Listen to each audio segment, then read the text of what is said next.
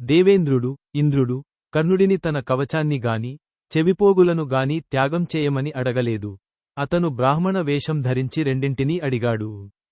తెలిసిన దాత అయిన కర్ణుడు తన కవచం మరియు కుండలాలను, చెవిపోగులు, తన భౌతిక శరీరంలోని భాగమైన వేషధారణలో ఉన్న ఇంద్రుడికి ఇవ్వబోతున్నాడు.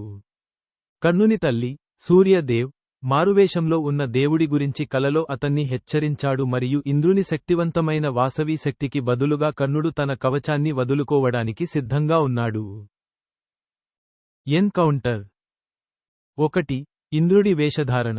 కురుక్షేత్ర యుద్ధానికి ముందు, కర్ణుడి సహజ కవచం మరియు చెవిపోగులు తనను అజేయుడిని చేశాయని మరియు అర్జునుడిని ఓడిస్తానని ఇంద్రుడు భయపడ్డాడు.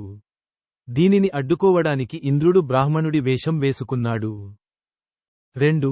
కర్ణుడి ప్రతిజ్ఞ. కర్ణుడు ఎప్పుడూ దానధర్మాలు చేయడానికి నిరాకరించలేదు, ముఖ్యంగా బ్రాహ్మణులకు. 3. మార్పిడి. మారువేషంలో ఉన్న బ్రాహ్మణుడు, ఇంద్రుడు, కర్ణుడి కవచం మరియు కుండలాలను కోరినప్పుడు, కర్ణుడు మార్పిడికి అంగీకరించాడు. మరియు 4. The return. కవచానికి బదులుగా, కర్ణుడు బలమైన శత్రువును చంపడానికి ఒకసారి ఉపయోగించగల ఆయుధమైన వాసవి శక్తిని అడిగాడు. ఇది ఎందుకు బలవంతపు త్యాగం కాదు? 1. ఒక ప్రతిజ్ఞ.